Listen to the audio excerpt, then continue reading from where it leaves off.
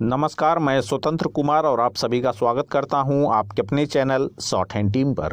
तो दोस्तों, आज के इस वीडियो में दैनिक जागरण के संपादकीय से 442 शब्दों के डिक्टेशन को हम लोग लेने वाले हैं। इसे हम दो अलग अलग स्पीड में लेंगे। पहली बार में 80 की स्पीड में, तो दूसरी और आखिरी बार में इसी डिक्टेशन को हम लोग 100 की स्पीड में लेने वाले हैं। अगर आपको इस डिक्टेशन के पीडीएफ या इसमें आए हुए महत्वपूर्ण शब्दों के आउटलाइंस की ज़रूरत है तो आप हमारे टेलीग्राम ग्रुप को जरूर ज्वाइन कर लें। ग्रुप का लिंक इसी वीडियो के ठीक नीचे डिस्क्रिप्शन बॉक्स में आपको मिल जाएगा। तो 80 की स्पीड में आपका डिक्टेशन स्टार्ट होगा 5 सेकेंड के बाद। तब तक के लिए आप रेडी रहें।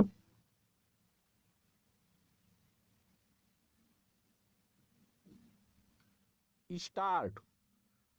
यह अच्छी बात है कि अमेरिकी राष्ट्रपति कूटनीति के जरिए यूक्रेन संकट का हल निकालने के पक्ष में हैं, लेकिन यदि वह वास्तव में ऐसा चाहते हैं तो फिर उन्हें रूस पर शर्तें थोपने के साथ ही उसकी चिंताओं का भी समाधान करना होगा।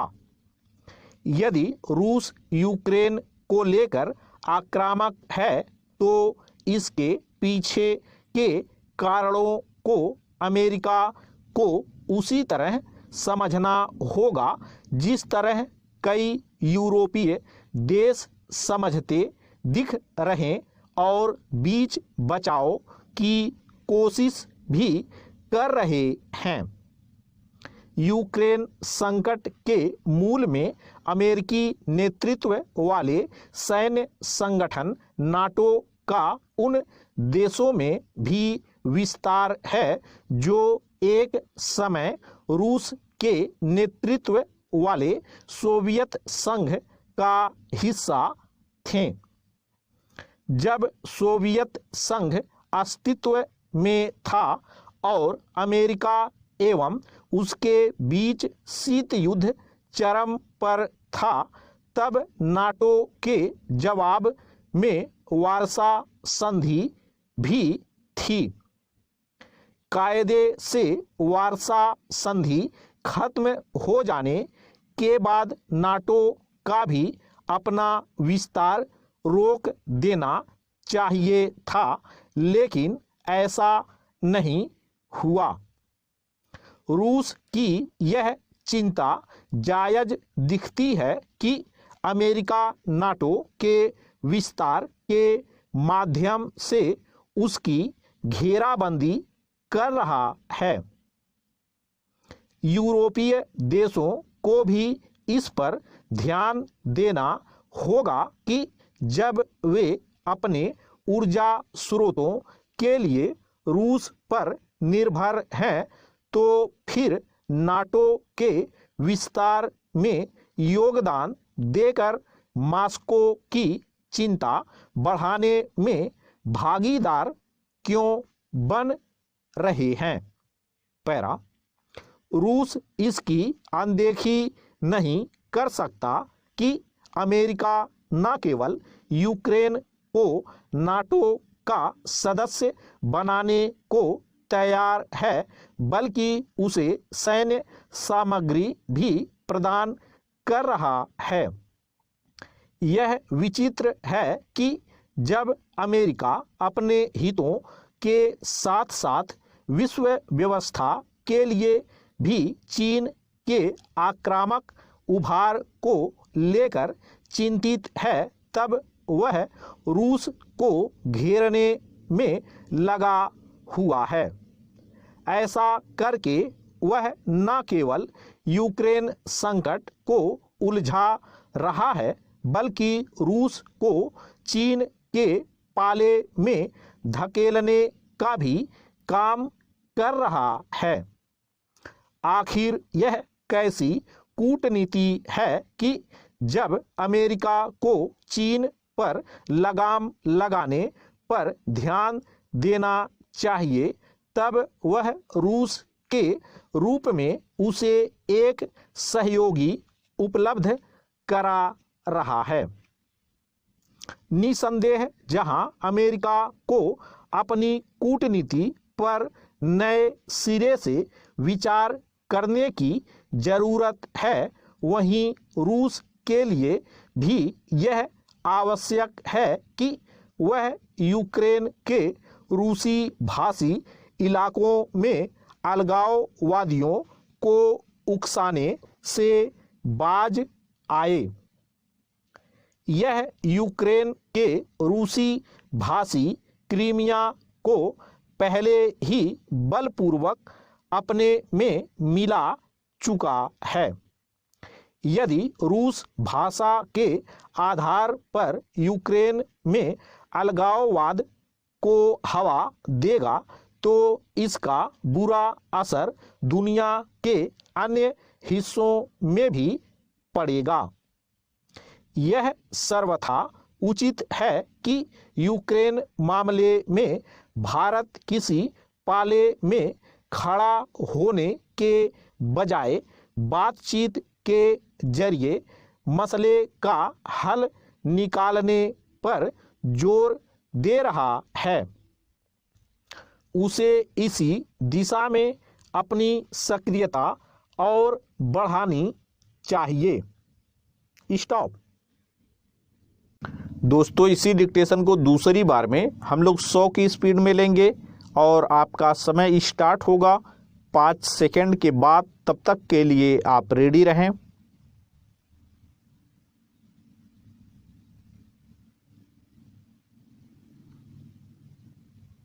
स्टार्ट। यह अच्छी बात है कि अमेरिकी राष्ट्रपति कूटनीति के जरिए यूक्रेन संकट का हल निकालने के पक्ष में हैं, लेकिन यदि वह वास्तव में ऐसा चाहते हैं तो फिर उन्हें रूस पर शर्तें थोपने के साथ ही उसकी चिंताओं का भी समाधान करना होगा। यदि रूस यूक्रेन को लेकर आक्रामक है तो इसके पीछे के कारणों को अमेरिका को उसी तरह समझना होगा जिस तरह कई यूरोपीय देश समझते दिख रहे और बीच बचाव की कोशिश भी कर रहे हैं। यूक्रेन संकट के मूल में अमेरिकी नेतृत्व वाले सैन्य संगठन नाटो का उन देशों में भी विस्तार है जो एक समय रूस के नेतृत्व वाले सोवियत संघ का हिस्सा थे। जब सोवियत संघ अस्तित्व में था और अमेरिका एवं उसके बीच शीत युद्ध चरम पर था, तब नाटो के जवाब में वार्सा संधि भी थी। कायदे से वार्सा संधि खत्म हो जाने के बाद नाटो का भी अपना विस्तार रोक देना चाहिए था, लेकिन ऐसा नहीं हुआ। रूस की यह चिंता जायज दिखती है कि अमेरिका नाटो के विस्तार के माध्यम से उसकी घेराबंदी कर रहा है। यूरोपीय देशों को भी इस पर ध्यान देना होगा कि जब वे अपने ऊर्जा स्रोतों के लिए रूस पर निर्भर हैं तो फिर नाटो के विस्तार में योगदान देकर मॉस्को की चिंता बढ़ाने में भागीदार क्यों बन रहे हैं। पैरा। रूस इसकी अनदेखी नहीं कर सकता कि अमेरिका न केवल यूक्रेन को नाटो का सदस्य बनाने को तैयार है, बल्कि उसे सैन्य सामग्री भी प्रदान कर रहा है।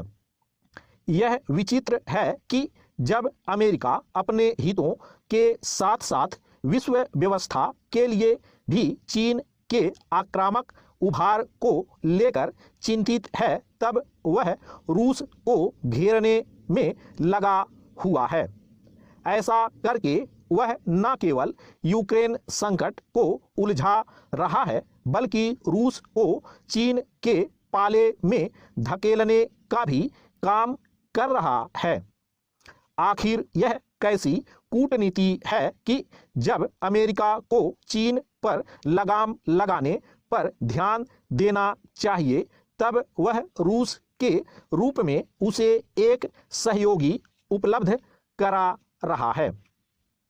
निसंदेह जहां अमेरिका को अपनी कूटनीति पर नए सिरे से विचार करने की जरूरत है, वहीं रूस के लिए भी यह आवश्यक है कि वह यूक्रेन के रूसी भाषी इलाकों में अलगाववादियों को उकसाने से बाज आए। यह यूक्रेन के रूसी भाषी क्रीमिया को पहले ही बलपूर्वक अपने में मिला चुका है। यदि रूस भाषा के आधार पर यूक्रेन में अलगाववाद को हवा देगा तो इसका बुरा असर दुनिया के अन्य हिस्सों में भी पड़ेगा। यह सर्वथा उचित है कि यूक्रेन मामले में भारत किसी पाले में खड़ा होने के बजाय बातचीत के जरिए मसले का हल निकालने पर जोर दे रहा है। उसे इसी दिशा में अपनी सक्रियता और बढ़ानी चाहिए। स्टॉप।